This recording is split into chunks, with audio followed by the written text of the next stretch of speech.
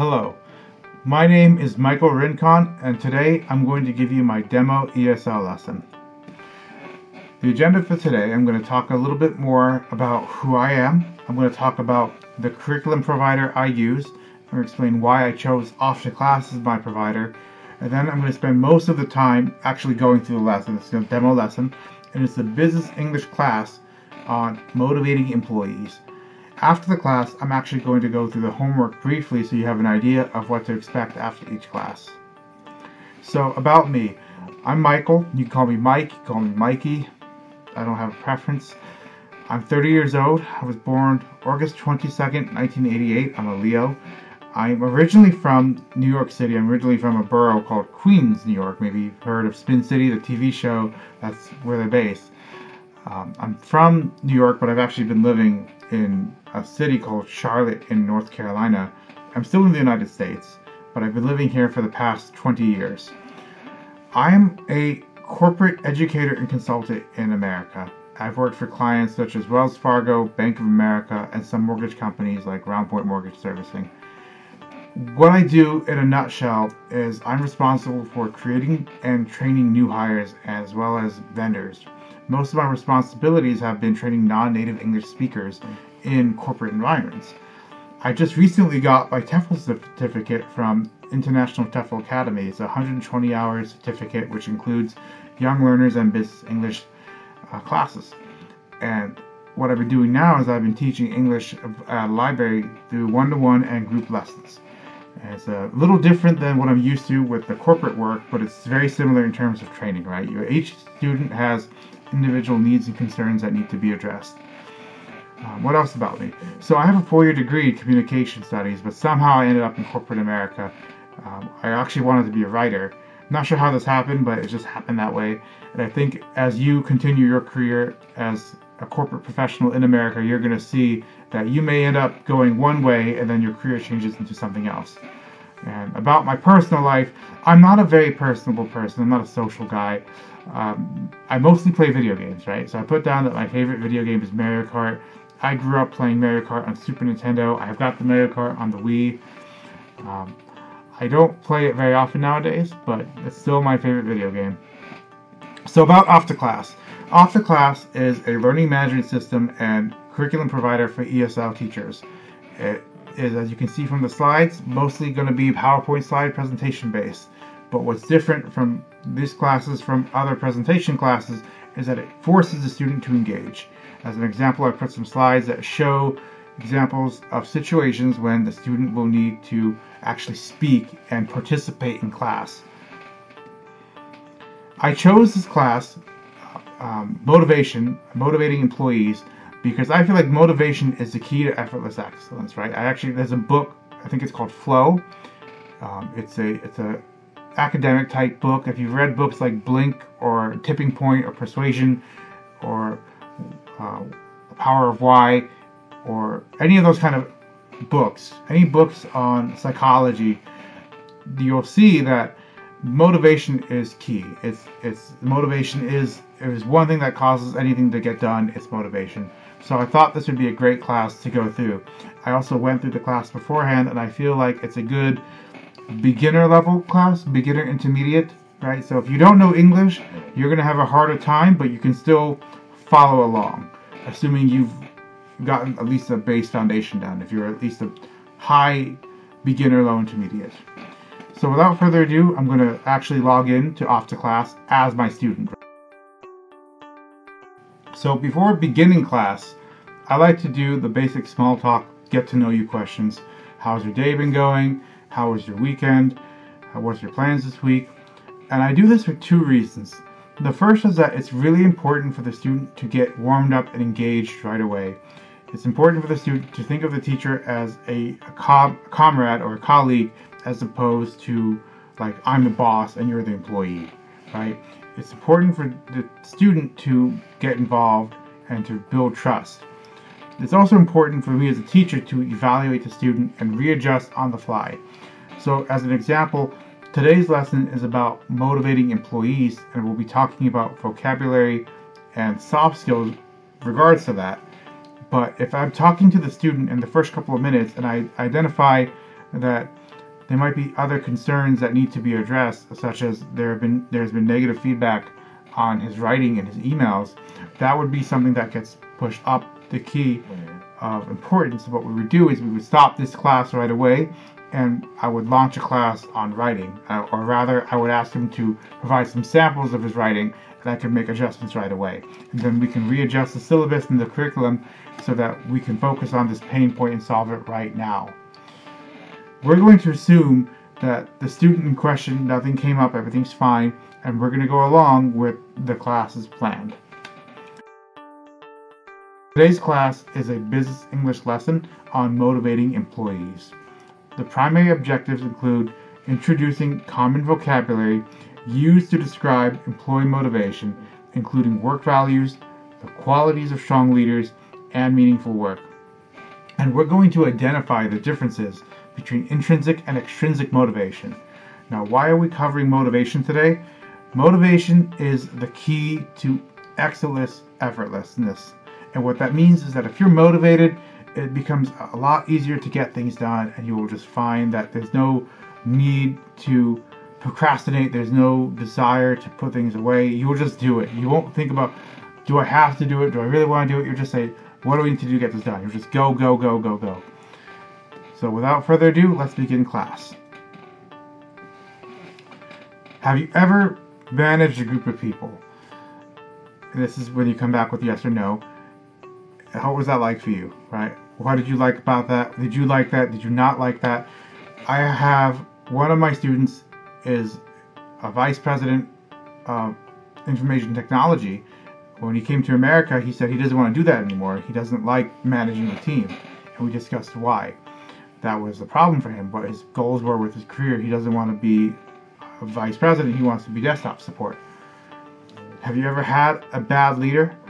What qualities made him or her a bad leader, right? And so on and so forth. We just keep asking the questions, and we'll go back and forth. You know, if I feel necessary to contribute, if I need to volunteer some information, I will say, well, the worst boss I've had, and I will talk about this one boss I had, and I'll tell you real quick, actually, right? Since we got time. It was my second job after college, and my second week on the job, she calls me into her office, and she goes, Michael, I'm worried about you. I say, do you mind if I ask why? And she goes, because you're making careless mistakes. And just like that, right? I didn't exaggerate that. It was loud. She hammered it. Lord, I was the kind of person she was. And I think it's important, as a side note, to show this kind of caricature, to show this kind of emotion, so that they're aware of this. Because in my experience as a consultant in America, it's not black and white, it's not robotic. People are emotional, and it's important to maintain your composure when someone says something to you like that.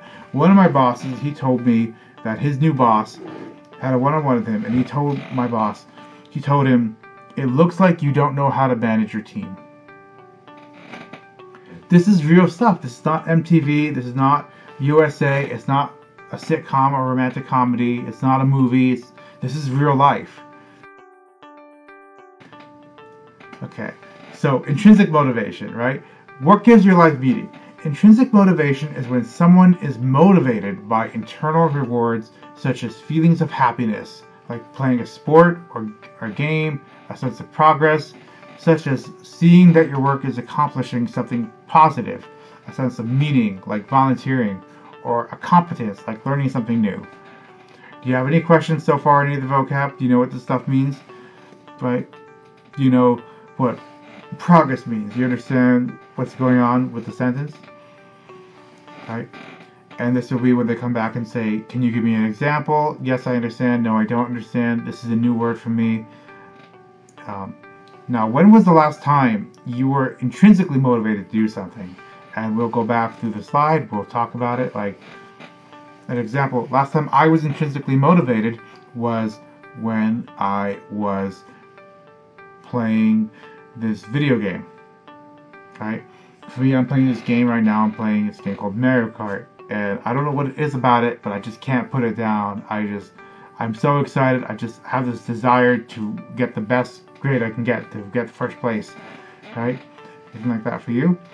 What's it like for you at work? For me at work, it's like I get intrinsically motivated when I feel like the work matters to someone. Like I'm building a presentation for my boss, and the boss is going to present it to the business units, and it's important. If it goes well, we're going to get funding so we can hire more people for our team. Right? Now, extrinsic motivation is the opposite of intrinsic motivation, right? If intrinsic motivation, if you recall, was the desire, was the effortlessness, just the feeling good, the progress of doing work. Extrinsic is the desire to gain an external reward, such as a prize or money or praise. Another way of looking at extrinsic motivation is called outcome dependence. And what that means is that you're only doing this insofar you get a reward, right? So for many people, what you'll find is that you do a job only insofar you get paid, right? Is that true? For the most part, yes. Like I like the work I do.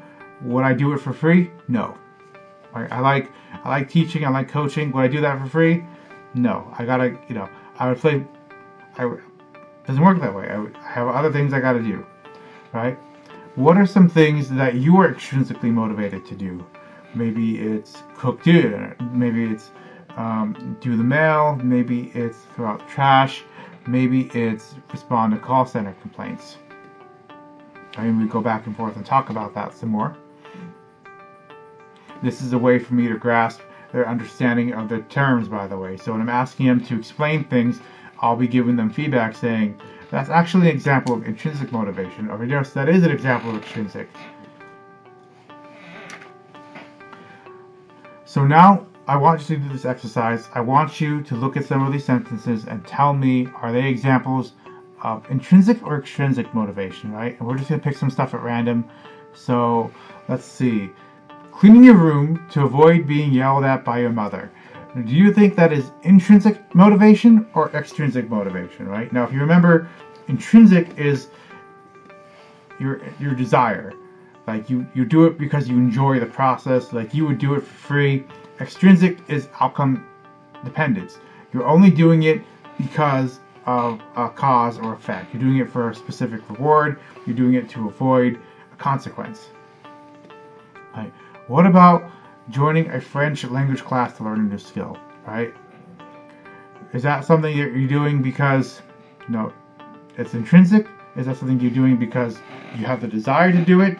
Or are you doing it because there is an outcome, right? Would you join the French language class to learn a new skill? Or would you do, if there was no new skill involved, would you join the French language class if there was nothing out there? No, you would join the French language class. You wouldn't join the language class just for the sake of it. You're doing it because you want to learn a new skill. And once you learn that skill, you're free to go. What about participating in a sport to win an award? So I'm just choosing all the ones that are extrinsic.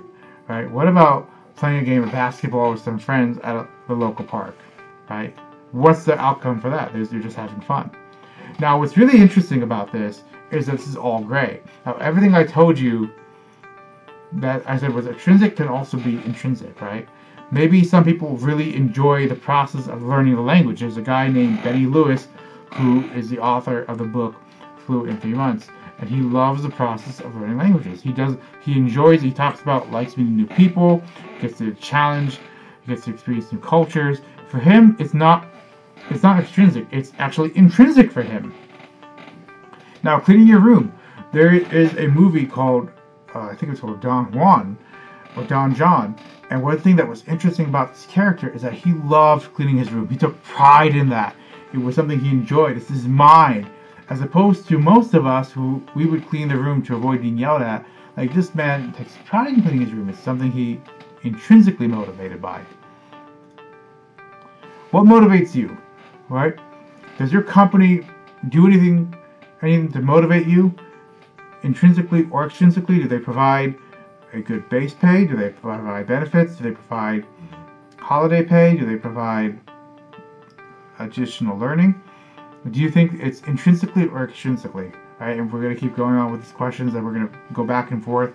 And again, what I'm doing is I'm testing understanding, right? It's done as opposed in a very conversational tone, very small talkish, but I'm really evaluating the whole time. How are they responding? Are they thinking are they thinking in English? Are they just trying to answer the question? Are they understanding the meaning? Are they able to see the gray area? Like I said before, like with this one, intrinsic versus extrinsic. Sometimes it's very black and white. Sometimes it's very clear that something is purely intrinsic, and sometimes it's purely extrinsic, purely outcome independent versus the general desire to do it for free. And sometimes it's gray. Sometimes it depends on the person. Is it important for you that your job provides some benefit to your community, your city, or generally make your life better for others? Do you think that every job needs to be meaningful? And so on and so forth. There's actually questions that I have on my side notes, and these are not even on the slides, right?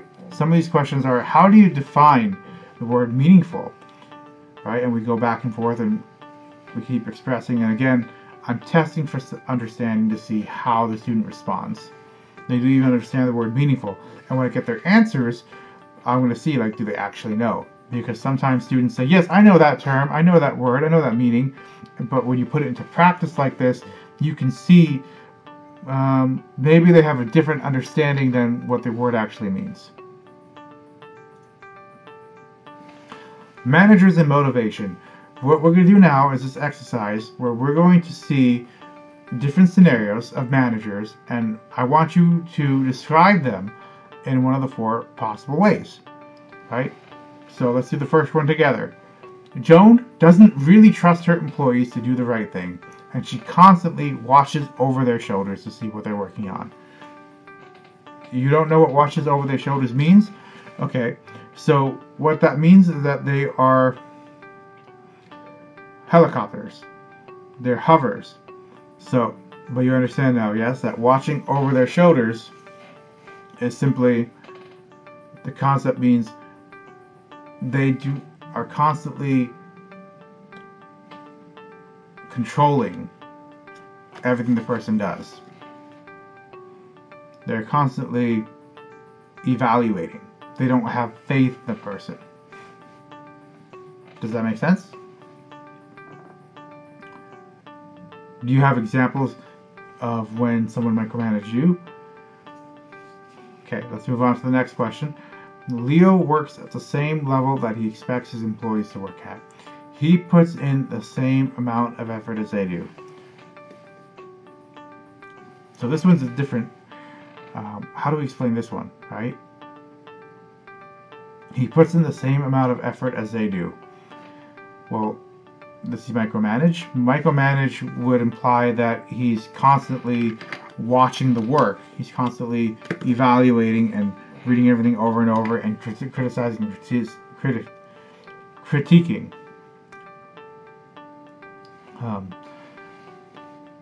He could be accessible. He could be listening to the employees. The answer is actually he leads by example. What that means here is that he models for the employees. He behaves in a certain way that he wants his employees to behave as, right? That's not always necessary, but we consider that to be very powerful and effective leadership. Okay, so now I'm going to talk about the homework assignment. So homework is done offline after class, right? So we spent the class together, we went through the PowerPoint slide, we did the presentation, we practiced some of the classes. Now students have time on their own time to do the homework. It is very easy to do. You can do it from the management portal. You see it's an activity sheet. If they have any concerns, there's a button to view the summary, and let's say go back through all the slides that we went through. So if they need to go back and review anything they have questions about, they can go through the slides themselves. If they have any specific questions, they're free to send me an email and ask me questions about that. And if you go through the homework, you can see it's multiple choice. And it's going to be very similar to what we did before. So if you remember from the demo class, I talked about one of the examples was what kind of managers are these examples. One of them was the micromanager, one led by example. So let's go through the homework together real quick. Jane is a reasonable manager. She has a good relationship with most of her staff members, yet Jane feels that she is the only person in the department who can do the work correctly. Therefore, she is constantly checking on her employees, not because she doesn't trust them, but she wants to ensure that the staff work to her standards. This is an employer who micromanages her staff, listens to her employees, leads by example, is accessible, follows through what she said, pushes her employees' limits. Right? So, what do you think the answer is? Now, I'll go ahead and answer this for you, and I'll tell you why. Right? What the answer is and why the answer is that way. So, I think the answer is micromanages her staff. Right? So, what was the thing that gave it away? Jane feels she is the only person in the department who can do the work correctly. Therefore, she is constantly checking on her employees, right? Remember what I said when I talked about micromanaging, is that they are evaluating your work. They're checking on the work, checking. They're helicopters, right? So for the second part of the homework assignment, we can see it's actually a writing assignment, right? So the first assignment was looking at different situations and responding with the most likely answer, the one that best represents the current situation. This assignment, we have to read the directions carefully, and according to the directions, we can see that we need to define an example of ourselves for each type of work value. Then we also have to explain how important is this work value to us, and is it represented in its current position, right? Now, if you forgot what the words mean, we can go back to the slides. And don't forget, you can always email me. You can always send me an email 24/7. I'll get back to you as soon as I can. And if there's something that I can help you with, I'll respond. And we can see altruism is the ability to gain opportunities for growth by doing a good job. Now, what I might expect is that may not be clear enough for the student. They might say like, well, what does that mean? What is the ability to gain opportunities for growth? That's a lot of advanced vocab, right? Hopefully the student understands that, because this is a business English lesson. It's supposed to be upper intermediate. But if they didn't, you're free to email me and say, I didn't understand this question. So what we understood the answer was ability to, opportunity to grow, right? So as an example for myself, I would say, as an example for me, let's see, I have learned, as an example student, I would say I am learning English for my job because my employer is saying it would help us a lot in the future. Right? Like, it's not going to tell you that there's issues like this. It's actually supposed to be a space, right? And so on and so forth. Once your homework is completed, you're done. You can log out of the website. You can see that your homework has been completed here. You can just log out. As a teacher, I will get an email notification letting me know that your homework is done. I will log in. I will review the homework, assign a grade, and I'll send you an email letting you know it's done. I will do this before the next class. As a reminder, homework is optional. You don't have to complete it, but it's going to help you learn English faster. This helps to determine that you're understanding the concepts. This will get you to mastery a lot faster. Thank you so much for watching this demo lesson. Again, I'm Michael Rincon. I hope to talk to you soon. Have a good day.